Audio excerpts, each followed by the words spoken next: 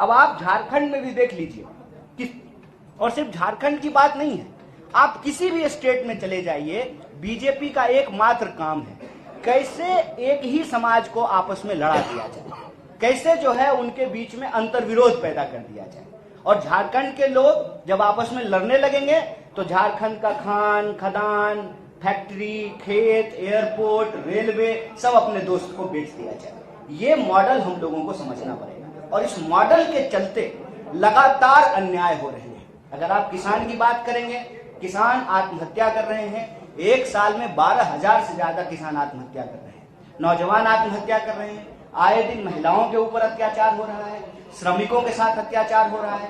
आप बताइए, आप सब लोग यहाँ बैठे हुए हैं, सरकार ने कानून बनाया, जब कांग्रेस की सरकार थी तो सरकार ने कानून बनाया कि 8 घंटा का काम करना पड़ेगा। 24 घंटा होता है, 8 घंटा काम का, 8 घंटा आराम का और 8 घंटा किसी चीज के सृजन करने का, सोचने का। मजदूर को भी हक है कि वो भी जो है टीवी देखे, समाचार सुने, कविता लिखे, कुछ बनाए, कुछ पढ़े, कुछ गढ़े।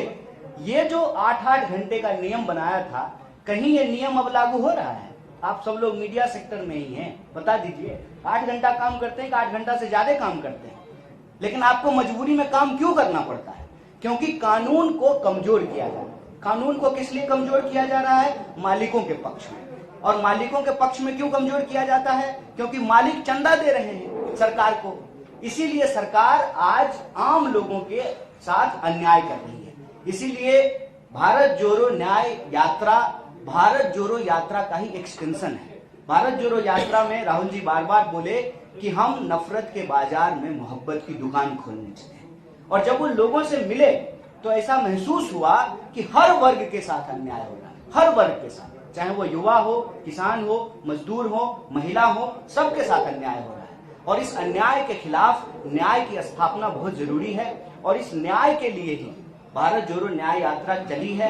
और इसमें हम आपके सामने कह रहे हैं कि हम जिस भी राज्य में जा रहे हैं उस राज्य के लोगों के जो मुद्दे हैं उन मुद्दों को हम उठा रहे हैं। आपने देखा होगा कि झारखंड में भी पेशा कानून की बात की गई, सरना कोड बिल की बात की गई और यहाँ के पब्लिक सेक्टर को जिस तरीके से बेचा जा रहा है उसको बचाने की बात की गई। यहाँ के किसानों की, आदिवासियों की, मजदूरों की, गरीबों की और यहाँ के जो नौजवान हैं, महिलाएं हैं, उनके जो सवाल हैं उसको हम लोग भारत जोड़ो न्याय यात्रा के माध्यम से उठा रहे हैं। और हमारा यह मानना है कि यह भारत जोड़ो न्याय यात्रा का ही प्रभाव है कि जहां जहां हम जा रहे हैं वहां वहां जो है इनके पेट में जबरदस्त दर्द हो रहा है। ऐसा दर्द हो रहा है कि ये साम दाम दंड भेद लगा करके उस जगह की सरकार को अस्थिर करने का प्रयास करते हैं। यहाँ की सरकार को भी अस्थिर करने का प्रयास किया।